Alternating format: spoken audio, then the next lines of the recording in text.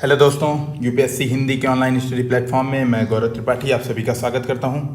दोस्तों, जैसा कि इस प्लेटफॉर्म के माध्यम से हम यूपीएससी और UPPCS mains special answer writing series का डिस्कशन कर रहे हैं और इसी क्रम में जो आज हमारा 11वां दिन है उसमें हम जीएस पेपर 4 के केस स्टडी के दूसरे प्रकार का डिस्कशन करेंगे।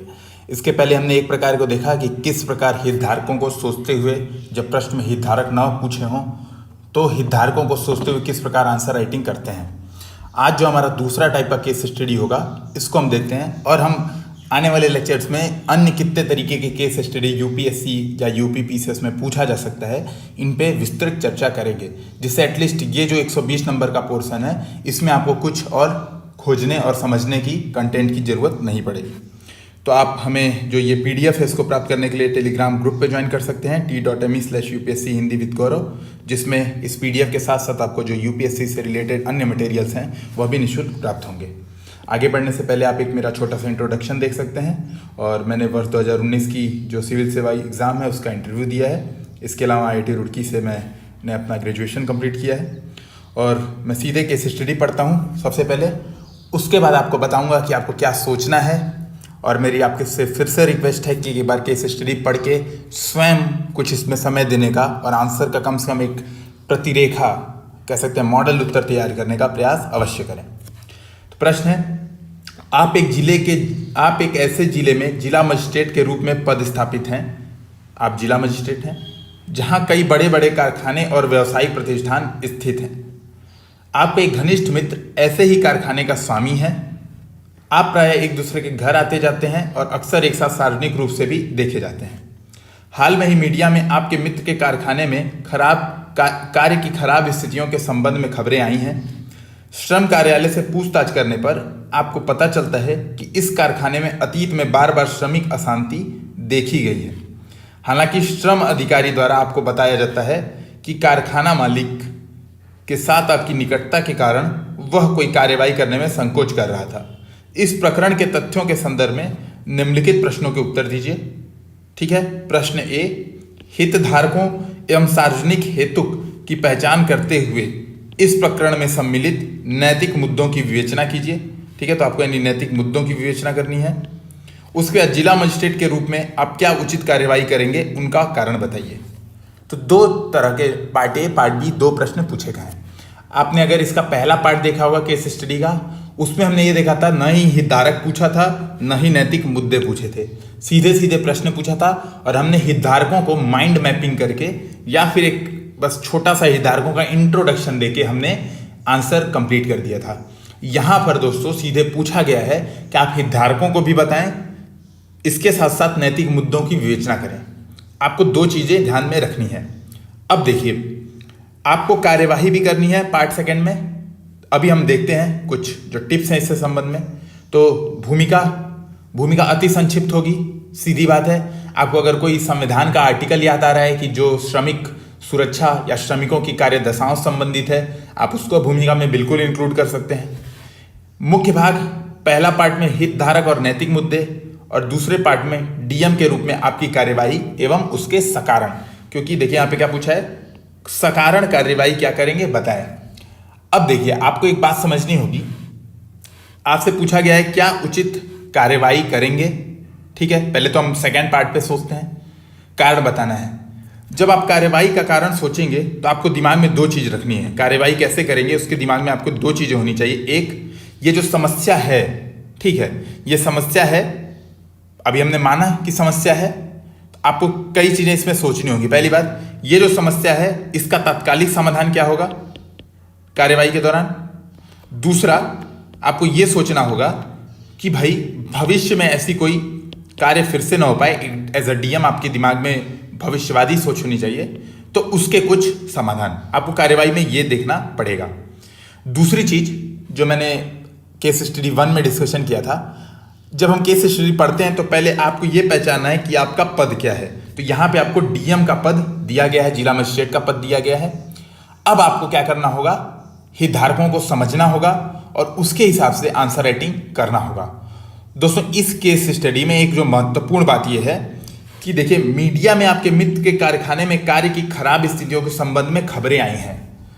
ठीक है, मीडिया की खबरें आवश्यक नहीं है कि सही ही हो, इस बात को समझिएगा। ठीक है, तो जब तक आपको वस्तुनिष्ठता पूर्वक, जो सिविल सेवा का एक महत्वपूर्ण मूल्य है वस्तुनिष्ठा, जब तक आपसे प्रूव ना हो जाए कि वाकई में इसकी गलती है, मीडिया के दबाव में आप कोई कार्रवाई तत्काल नहीं कर देंगे। आप पहले चेक करेंगे कि भाई एक गलती हुई है और तभी आप कार्रवाई करेंगे, चाहे मीडिया का कितना भी दबाव हो। तो आपको इस बात को भी अवश्य समझना होगा कि मीडिया में ही खबरें आई हैं, आपने कोई सरकारी या कोई ऑफिशियल खबरें नहीं आई।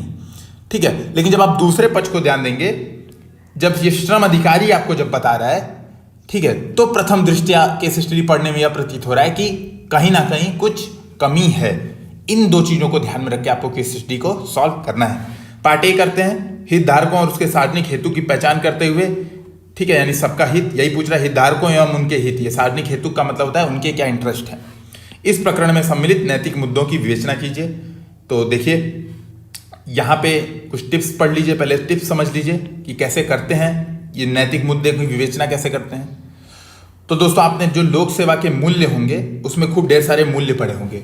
वस्तुनिष्ठा, समानुभूति, पद के दायित्वों की पूर्ति, प्रोफेशनल कॉम्पिटेंसी, ऐसे आपने खूब ढेर सारे मूल्यों को पढ़ा होगा। तो जब हम मुद्दे लिखते हैं, उन्हीं मूल्यों को बताते हैं कि इन्हीं मूल्यों की समस्याएं उत्पन्न हो रही है, चाहे सार्वजनिक विश्वास हो, पद की सत्यनिष्ठा हो। आपको ये सब मुद्दों को, ये जो हम कह सकते हैं कीवर्ड्स हैं, जो एथिक्स के कीवर्ड्स हैं, उनका यूज करते हुए लिखना है, पहली बात। और दूसरी बात जो इंपॉर्टेंट है, कई बार हम ध्यान नहीं देते हैं इसको, जो पार्ट बी है उसमें सीधे पूछा गया कि क्या कार्यवाही करनी है, न कि आपसे पूछा गया कि आप विकल्प बताएं फिर कार्यवाही बताएं। जैसे आपने जो तीसरे टाइप की केस स्टडी है, जल्दी हम उसके साथ भी आएंगे, उसमें क्या पूछता है कि पहले पूछता है कि आपके पास क्या क्या उपलब्ध विकल्प हैं, उसके गुण दोष की चर्चा करें, उसके बाद बोलता है कि अब आप कार्यवाही बताएं। तो ये जो केस स्टडी है इसमें ऐसा नहीं पूछा है, इसमें सीधे पूछा है कि आप क्या कार्रवाई करेंगे, आपको एग्जैक्ट टू द पॉइंट कार्यवाही बतानी है। ठीक है, और कृपया इसको सब्सक्राइब करना ना भूलें, ये तो अति इंपॉर्टेंट है। अब हम देखते हैं, तो इंट्रोडक्शन देखिए हमने क्या किया, एक छोटा सा हिंट दिया कि समस्या क्या है, ताकि जो एग्जामिनर कॉपी चेक कर रहा है उसको दोबारा केस स्टडी बार बार खोल के देखने की आवश्यकता ना पड़े। तो हमने मुद्दों को एक संक्षिप्त में वर्णन कर दिया।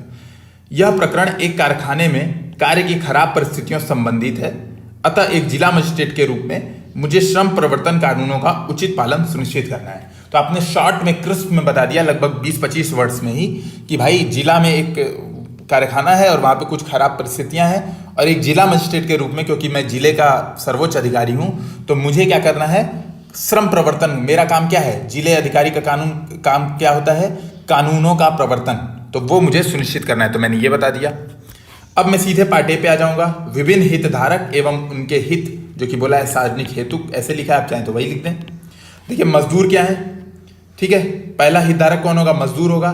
और आप चाहें तो जब आप केस स्टडी पढ़ते हैं तो उसी में आप, जैसे मैंने गोल गोल बना लिया, देखिए यहाँ पे आप, जैसे मैंने एक श्रमिक अशांति, यहाँ पे श्रमिकों को पॉइंट आउट कर लिया, कारखाना मालिक को पॉइंट आउट कर लिया, जिला मजिस्ट्रेट को पॉइंट आउट कर लिया, ठीक है, फिर मैंने श्रम अधिकारी को पॉइंट आउट कर लिया, इसके अलावा मीडिया को पॉइंट आउट कर लिया। तो यहाँ पे मुझे सीधे सीधे हितधारक मैंने यहीं पे पॉइंट आउट कर लिया। आप भी ऐसा ही करें, फिर उसके बाद एक्सप्लेन कर दें।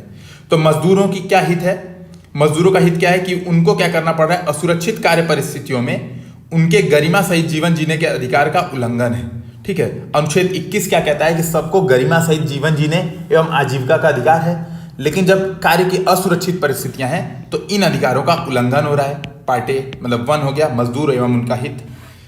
दूसरा कारखाना स्वामी, कारखाना स्वामी दूसरा एक हितधारक है, उसका हित क्या है, लाभ अर्जन उसका हित है, परंतु लाभ अर्जित करते हुए उसको यह सुनिश्चित करना होगा कि कानूनों के प्रति भी जवाबदेही उसकी है, यानी जो श्रम कानून है उसके प्रवर्तन की जिम्मेदारी किसकी है, कारखाना मालिक की है। फिर तीसरा श्रम प्रवर्तन अधिकारी, भाई जो चेकिंग करने जा रहे थे पहले, जो बार बार श्रमिक अशांति देख रहे थे, अब वो लोग फिर भी आके रिपोर्ट नहीं देते हैं, तो ये तो काम उनका है ना। तो श्रम अधिकारियों का काम क्या है, कानूनों का अनुपालन सुनिश्चित करना और किसी भी घटना की रिपोर्टिंग। ठीक है, तो ये यहाँ पे आप लिख सकते हैं चाहे तो, किसी भी घटना की रिपोर्टिंग, ये श्रम कानूनों का काम है कि यहाँ पे ये अशांति हो रही है और डीएम तक जो है रिपोर्ट पहुंचाना।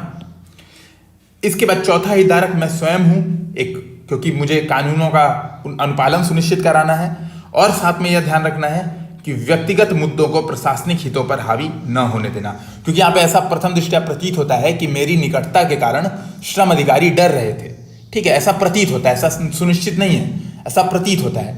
तो मुझे इस बात का ध्यान रखना होगा कि मेरे व्यक्तिगत मुद्दे किसी प्रकार मेरी सार्वजनिक कार्यवाही में आड़े ना आए, यानी हितों का टकराव, आप चाहें तो इसको इस तरह से लिखते हैं, हितों का टकराव न उत्पन्न हो। ठीक है, आप चाहें तो जैसे वर्डिंग्स चाहें आप वैसे यूज कर सकते हैं। मैं आपसे बार बार यही रिक्वेस्ट करूंगा, एथिक्स के जितने मूल्य हैं, जितने कीवर्ड्स हैं, उसको दिमाग में रखे रहें और उसी को फोकस करके आंसर राइटिंग करें। पांचवा हितधारक स्थानीय मीडिया, उसका क्या उद्देश्य होना चाहिए? स्वतंत्र, या फिर हम कह सकते हैं उसका क्या हित होना चाहिए? स्वतंत्र पत्रकारिता एवं मुद्दों को जनता एवं अधिकारियों तक पहुंचाना, ये उसका हित है, इसको ध्यान में रखें। फिर छठवां हितधारक हमेशा कौन होता है? समाज एवं राज्य, आप चाहें तो लिख सकते हैं राज्य एवं समाज। इनके हित क्या है? लोक व्यवस्था बने रहे और इसके लिए कानून आदि प्रक्रियाओं का उचित कार्यान्वयन हो। तो हमने पहला पार्ट का जो ए भाग था, मतलब पार्ट ए में जो हम कह सकते हैं A1 था, उसको कंप्लीट किया, हितधारक उनको हितों को समझाया। अब हम बात करते हैं कि क्या नैतिक मुद्दे हैं। देखिए प्रश्न क्या पूछा है, प्रश्न देखें एक बार, इस प्रकरण में सम्मिलित नैतिक मुद्दों की आपको विवेचना करनी है। तो अब हम ये करते हैं, नैतिक मुद्दों की विवेचना। तो नैतिक मुद्दे क्या हैं? देखिए यहाँ पे आप ध्यान से देखिएगा, मैंने हमेशा एथिक्स की एक वैल्यूज को उठाया है और बोला है कि इस जो समस्या है, जो इससे ये वैल्यूज की संकट उत्पन्न हो रहा है। देखिए मैंने हमेशा वैल्यूज के प्रति संकट को उल्लेखित करने का प्रयास किया, आपको भी यही करना है। सिंपल आप भी लिख सकते हैं चाहे तो, कि अधिकारी अपना काम नहीं कर रहे हैं और जो आलसी हो गए हैं या फिर डर रहे हैं, ऐसे कीवर्ड्स नहीं यूज करना है आपको। टू द पॉइंट, जो क्रिस्प एथिक्स का कीवर्ड है, देखिए यहाँ पे मैंने लिखा पेशेवर दक्षता एवं नैतिकता का अभाव प्रतीत होता है। पहला मुद्दा ये है कि ये जो मुद्दा है इसमें क्या दिख रहा है कि जो श्रम अधिकारी हैं इनका अपने पद के कर्तव्यों के निर्वहन में असफल रहना, जो कि बार बार हो रही श्रमिक अशांति एवं मीडिया रिपोर्टों से ज्ञात होती है। तो देखिए मैंने क्या कहा कि मीडिया रिपोर्टों एवं जो श्रमिक अशांति है बार बार हो रही है, तो इससे ये प्रतीत होता है कि श्रम अधिकारी अपने कर्तव्यों के निर्वहन में असफल रहे हैं। मैंने वो बात कह दी। और इसको क्या कह सकते हैं आप? उनके अंदर पेशेवर दक्षता एवं नैतिकता का अभाव है। हो सकता है कुछ भ्रष्ट गतिविधियां कर रहे हो, कुछ अनियमितताएं कर रहे हो, और इसकी वजह से पहला मैंने नैतिक मुद्दा उठा दिया कि ये समस्या जो है इन अधिकारियों में देखी जा रही है, नैतिक मुद्दा मैंने उठा दिया। दूसरा, मुद्दों की सूचना देने हेतु उन्हें वस्तुनिष्ठता का प्रयोग करना चाहिए था। देखिए दूसरा मूल्य क्या है? वस्तुनिष्ठा। तो वस्तुनिष्ठा का प्रयोग करना चाहिए था। हम कह सकते हैं उन्हें बिना इस बात को सोचे कि यह डीएम से निकटता है या मेरे से, यहाँ पे डीएम में स्वयं हूं तो मेरे से निकटता है, इस जो मालिक है, कारखाना मालिक है, इससे निकटता है, के बजाय उनको मुझे वस्तुनिष्ठ सूचना प्रदान करनी चाहिए थी कि देखिए ये समस्या उत्पन्न हो रही है और ये आपके मित्र हैं, हम क्या करें। उनको सीधे मुझसे आके बताना चाहिए था, अपने काम को उन्हें वस्तुनिष्ठ आधार पर करना चाहिए था। फिर तीसरा, जो दूसरा नैतिक मुद्दा है वो क्या है? सार्वजनिक विश्वास की हानि। ये भी हो सकता है। क्यों? देखिए इसको समझिए। बार बार कानूनों का अप्रवर्तन, सतर्कता में कमी तथा एक उद्योगपति के साथ डीएम की उपस्थिति यानी मेरी उपस्थिति, यहाँ पे आप मेरी लिखते हैं, इस विश्वास को कम कर सकते हैं। देखिए तीसरा, एक सार्वजनिक विश्वास की कमी का भी मुद्दा उत्पन्न हो रहा है। आप समझ रहे हैं ना, बार बार ऐसा लग रहा है कि यार ये डीएम तो उद्योगपति के साथ घूम रहा है और ये इसके यहाँ न तो श्रम कानूनों का पालन हो रहा है, न ही कारखाना मालिक को पकड़ा जा रहा है। तो यार यानी डीएम विश्वास योग्य नहीं है, और जब डीएम विश्वास योग्य नहीं है यानी पूरा जो इसके नीचे कर्मचारी होंगे, यानी हम कह सकते हैं पूरा राज्य जो नौकरशाही है, यह भी विश्वास योग्य नहीं है, क्योंकि ये सब मिली भगत से काम कर रहे हैं। जनरली हमारा भी यही मानना होता है जो हम देखते हैं किसी क्षेत्र में भ्रष्टाचार या कानूनों का अनुपालन हो रहा हो तो इस बात को आप समझिए कि सार्वजनिक विश्वास एक दूसरा प्रमुख मुद्दा उत्पन्न होता है। तीसरा एक मुद्दा क्या है? ये देखिए आप, हम इसको हेडिंग आप चाहे तो डाल सकते हैं, मेरी सत्यनिष्ठा, निष्पक्षता एवं कर्तव्य निष्ठा पर प्रश्न, और इसके बाद आप चाहें तो एक्सप्लेन कर दें। तो क्या है? मुझसे निकटता के कारण यदि उद्योगपति मित्र सुरक्षित महसूस कर रहा था तो इससे मेरी सत्यनिष्ठा, निष्पक्षता एवं कर्तव्य निष्ठा पर प्रश्न उठते हैं। मैंने बताया कि देखो ऐसा, मैंने ये लिखा, ऐसा नहीं है कि मेरी वजह से उसको सुरक्षा दे रहा था या मैं घूसखोर हूं और मैंने मान लिया, ऐसा नहीं मैंने स्वीकारा। मैंने कहा अगर ऐसा लग रहा है, जिसे जो श्रम अधिकारी ने कहा कि मेरी वजह से उसके ऊपर कार्रवाई नहीं हो रही है, और कार्रवाई नहीं हो रही है इसका मतलब क्या है कि वह इंसान अपने आप को सुरक्षित महसूस कर रहा है कि डीएम के साथ बार बार सार्वजनिक जगहों पर रहेंगे तो हमारा कुछ नहीं हो सकता है। तो इससे क्या होता है? इससे मेरी सत्यनिष्ठा, निष्पक्षता और कर्तव्यनिष्ठा पर प्रश्न उठता है। मूल्य हमेशा याद रखें और देखें हमेशा मैंने मूल्यों का प्रयोग किया है। अब आएंगे हम पार्ट बी पे, यहाँ पे पार्ट बी अवश्य लिखें। और ध्यान रखें कि जो ये लाइन होती है, मैं आपको एक बात बताना चाहता हूँ, ये जो लाइन होती है सीधी सेवा में, जो किनारे, इसके इधर साफ लिखा होता है कि उम्मीदवारों को हाशिए के इधर नहीं लिखना चाहिए। और अगर आप लिखेंगे तो इस पर आपकी पेनल्टी होगी, और पेनल्टी अब यूपीएससी मार्क्स में बताती है कि आपको इतने पेनल्टी लगे हैं। तो ध्यान रखें, आपको ऐसी कुछ गलती नहीं करनी है कतई जिससे आपको आते हुए मार्क्स नुकसान हो जाए। तो इसके बीच में कुछ ना रखें। जो हम एरो भी खींचते हैं वो भी आपको ये जो 2 लाइनें किनारे दी होती हैं हाशिए पर, इसके इधर ही लिखना है, ठीक है। अब आवश्यक कार्रवाई क्या होगी?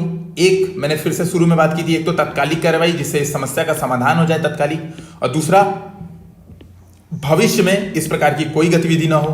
तो ये 2 तरह की कार्रवाई होगी। तो मैं क्या करूंगा?